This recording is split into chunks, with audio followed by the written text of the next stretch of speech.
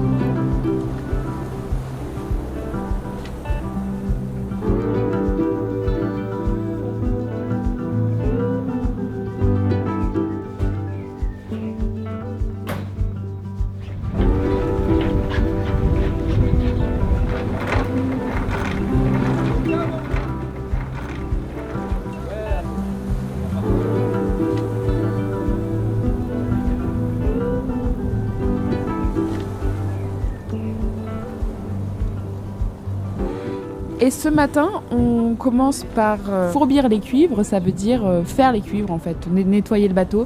Donc on fait ça pendant 3/4 d'heure.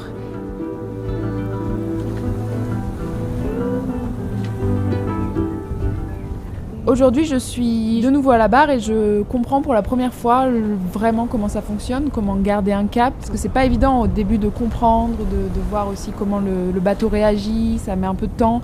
Il faut être patient, observer, et puis au bout de quelques temps, je finis par réussir à guider ce bateau dans le droit chemin.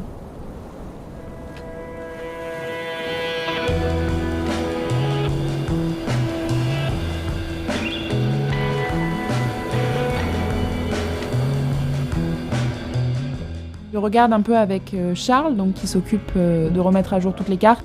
Il m'explique un peu ce qu'on a fait jusqu'à maintenant, où est-ce qu'on va. Et c'est pas évident à comprendre tout de suite.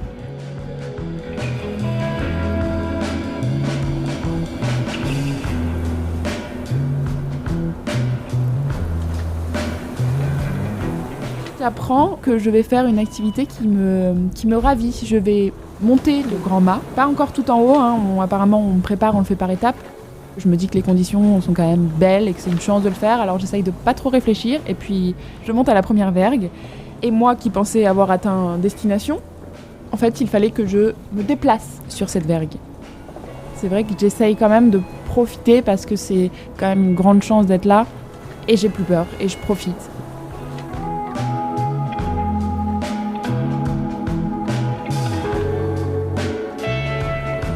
Le Belém se rapproche des côtes suédoises. À un moment, on entend un hélico qui s'approche.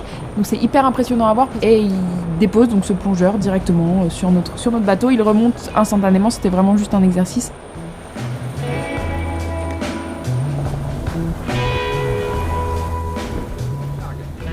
C'est la deuxième voile carrée en partant du bas. Donc c'est une voile très simple à établir. On a juste à libérer les 4 cargues de chaque bord qui la maintiennent le long de sa vergue et ensuite à reprendre sur les 2 écoutes pour venir l'établir.